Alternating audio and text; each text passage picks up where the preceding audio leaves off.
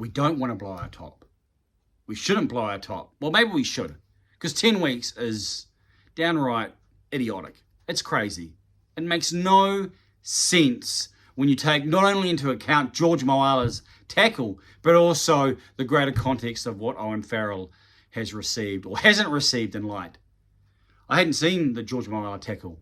And so 10 weeks says this is a big deal. And whether you want to try and feign some objectivity and not include a Rugby World Cup context into it, 10 weeks when the Rugby World Cup is being rubbed out is more than 10 weeks in my book.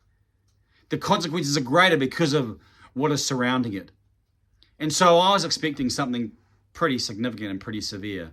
And when in my first viewing, where it's on a phone and you can't really see, and you see what transpires and from a distance, and you see the player's up and he's down, you think, okay, there's a bit of height there and something must have happened. Probably with the head and neck, because that generally is what is required for tip tackles to be raised to a significant level. And then when I was able to pan in closer, to use the wonders of the fingers on the screen and saw what transpired, it's not 10 weeks. It's not 10 weeks when the Rugby World Cup is in direct context, in the direct vicinity. It's not 10 weeks when you let a player off, when you rescind a red card, only say he deserved a yellow card, and for a tackle that has clearly come into contact with the head. When concussion is now informing everything about the contact in sports like rugby union. And when you provide an explanation or justification that somehow Jamie George has done some mysterious dark arts magic, so dark we can't even really see it. I watched the game. I recorded it and watched it later on Sunday in New Zealand, and it seemed pretty clear that based on how World Rugby was defining and was instigating their tackle protocol, that this is a red card. This is weeks on the sideline. It's really only a matter of how much, and given Owen Farrell's record, then if George Moala should be taken down because he has a clean record, according to what I've read, then Owen Farrell's is raised up.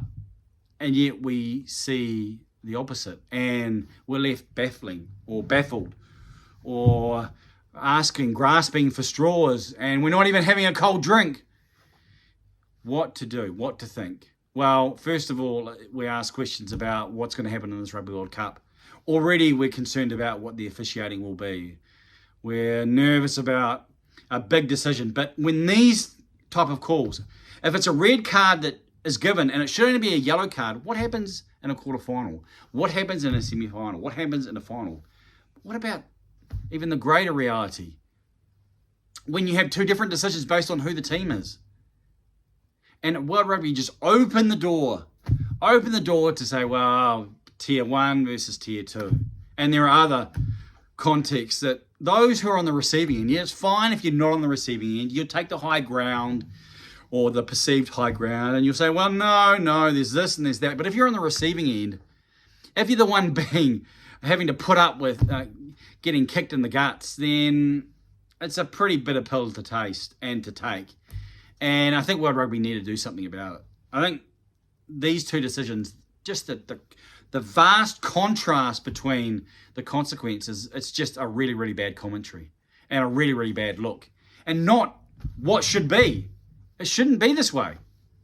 George Moala, for that tackle, I'm saying maybe 3 to 4 weeks, 3 to 5 weeks. And I don't, you can argue maybe a little bit more, a little bit less based on how you take into the other factors.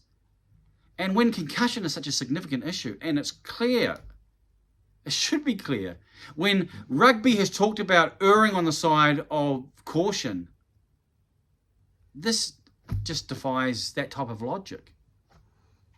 And when I think about these, I sit back and relax and try not to burn myself on the fire behind me.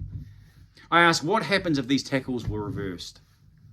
If George Moala's tackle was Owen Farrell's tackle, and Owen Farrell's tackle was George Moala's tackle, it's hard not to consider and to ponder that probably George Moala's receiving a number of weeks for Owen Farrell's tackle, and Owen Farrell's receiving a number of weeks for George Moala's tackle, but they're probably both similar.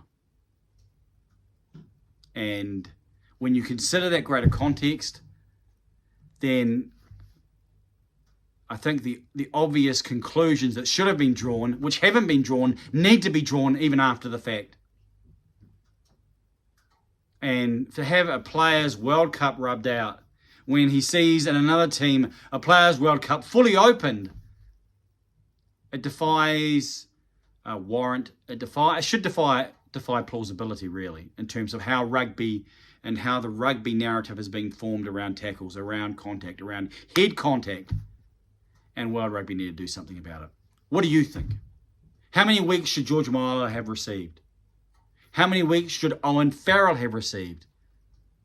What are your thoughts? Pass them on in the comment section. Like and share this post. Because if this post goes viral, then you know the noise about this tackle may be encouraged. Positive noise, positive commentary, positive feedback about this tackle may get to the halls of power where it really needs to get, and so that something is done about it. And if you haven't subscribed, well, if you're not subscribing for the commentary, then subscribe for the nice pictures of the fire behind me. And I'm sure that warms your world. And if you're watching this in the north, where it's maybe 30 or 40 degrees, then hey, down south, we can deal with a bit of warmth. So, step to the platform, on the stage, and say your piece. I'm Johnny King.